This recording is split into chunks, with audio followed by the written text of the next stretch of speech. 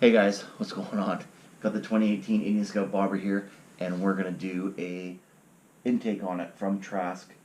Now, this one, depending on how I release these videos, I've done an unboxing on this.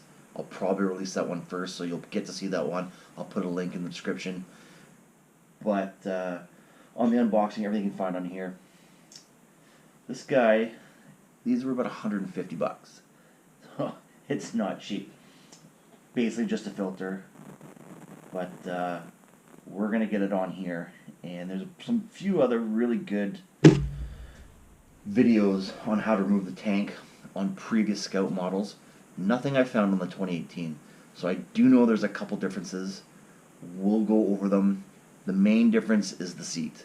I know on the 2016 and 2017 models, basically you pull up, there's a stud and a ball and socket that kind of fits here, and then a shaft with a V notch here. The whole thing slides off. This one's slightly different. This guy pulls off, and it just slides out. There's no these two tangs just go under the fender, expose the battery, other electronics. On the other one, there's actually a V groove that actually slides on and locks that thing into place. But and you get a Allen key to adjust the bar and mirrors. But I mean, that's pretty much it. The seat is literally that simple. So right here, guys, there's two bolts, and under this little plastic cover there's two more. So instructions say to remove these four bolts, disconnect these vacuum lines, and then we can actually lift the tank up, support it with a block of wood, and then we can have a look at, there's a gas line right under here and another fuel connector, electrical fuel connector for the fuel pump. We'll disconnect those. We'll start by removing these four bolts for the seat. They're a half inch bolt.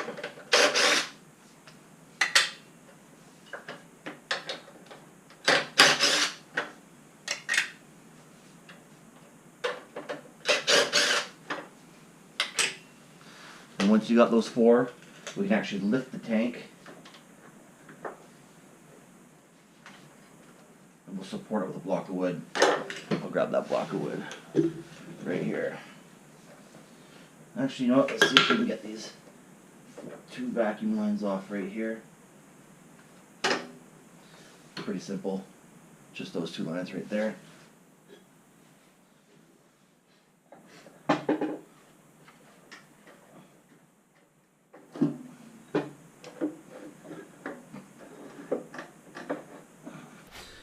So right here, guys, is the fuel line.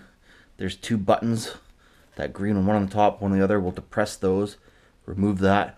I'll get a piece of shop towel, get it under there, stop any fuel spills.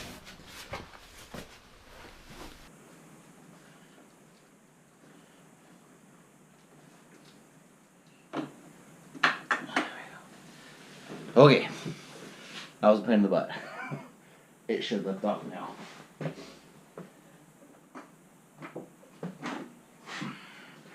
Set it safely out of the way.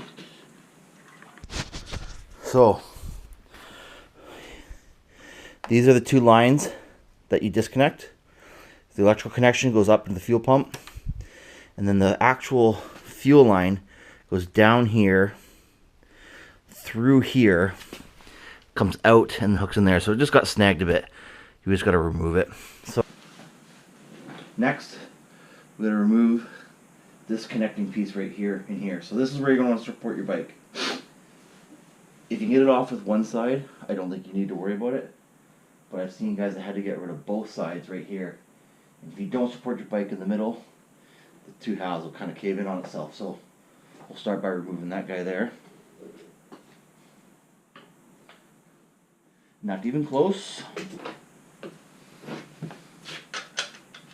Yeah.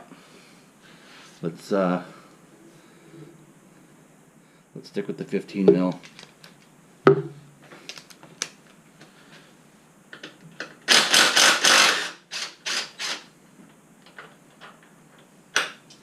Okay. So so you guys can see, these bolts here are actually through bolts. So definitely going to want to support this bike. That's going to be a must. Changed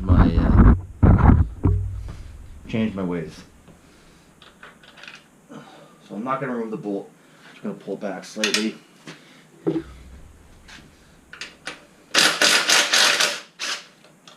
Straightforward. Okay.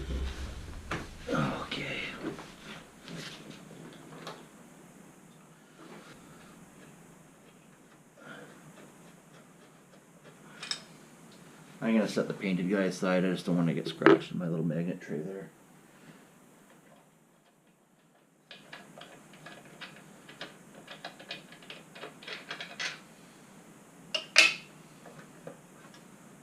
There we go. One off. Set that safely out of the way. And now we can have a look here. So basically, this whole intake plenum is going to come off. So we got to disconnect it from here and from down here, and then these two breather lines right here, they're going to get disconnected as well, and they get reconnected to the new filter. So I'm getting a screwdriver to help get that guy off. I've heard stories of guys having to completely ruin this. I really would like to not. I don't know why. I just feel a benefit in being able to keep the stock airbox for whatever reason. Who knows? So let's remove this guy, and maybe I'll remove this other side. Give myself a little more room to work. Pain in the ass. Basically, I don't want to pry on the throttle body and separate it from by lifting this up, but it's on there like a son of a gun. So I just took a piece of wood, rested on top of the throttle body, so it wasn't lifting on the throttle body. I was prying against it on a piece of wood. Basically, this guy sat there like this. Put my pry bar under there, lifted, so I was putting equal pressure on there, and it popped. It lifted right off. So, if you've seen guys just absolutely hammer on this thing, destroy it, there's lots of stuff in the forums where they're saying, you know, you gotta wreck this airbox. You don't. So, lift it off. Boom.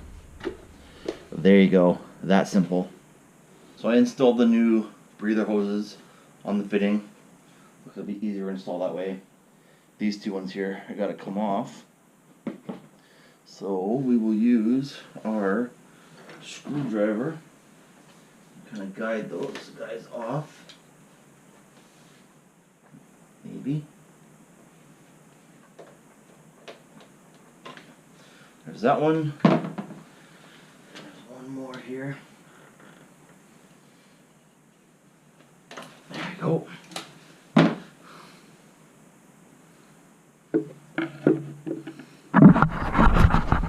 So remove the two breather hoses from there, and they get replaced with the shorter one. So when this goes on, you got the shorter one in the front to this cylinder head, longer new one in the back to this cylinder head.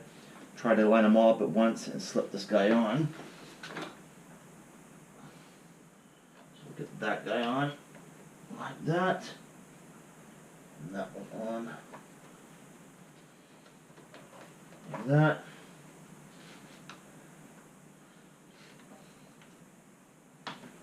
And that sits down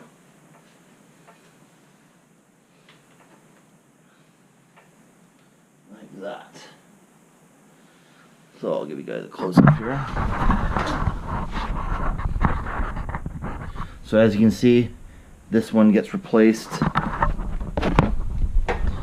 It's too short to fit on there, so that guy gets replaced this one to this cylinder head. And this one is too long. Gets replaced this guy. So now he's going to tighten this clamp up, and that install is complete. So these guys have specific torque specs. I believe the uppers were around, I think it was 50 and 30 I'll put an annotation in with the exact torque spec. Not exact. I looked it up on the internet. I'm sure you can do it too. So don't trust my numbers. It's just some guy on the internet telling me what to torque them to.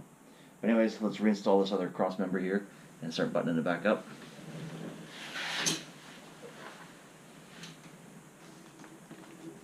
So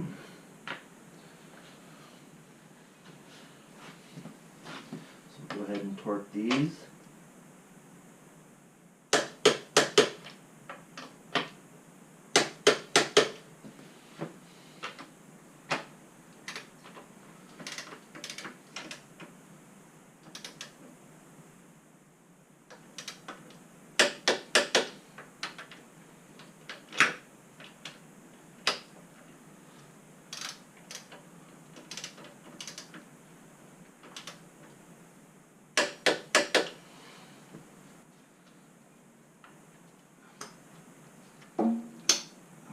Go. That's the fuel connector. Set our tank in spot. Hook up our two vacuum lines.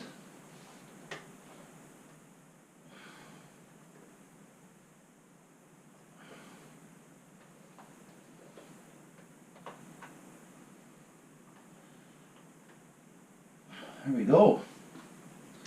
And then our 4 tank bolts.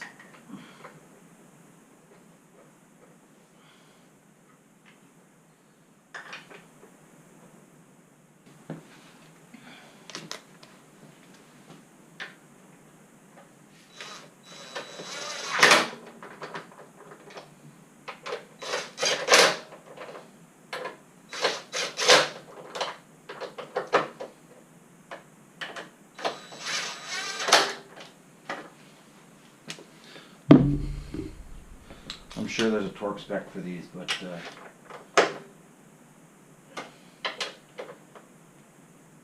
snug is tight enough for me.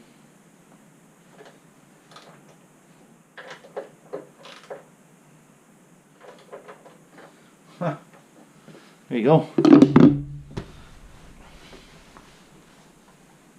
So going to cycle the key here and just check for fuel leaks before we start anything.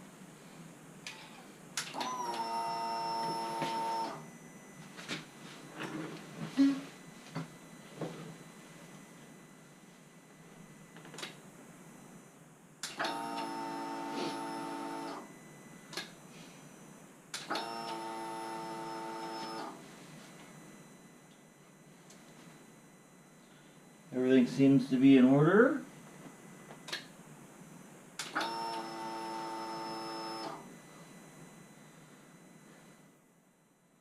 Well, let's give her a go.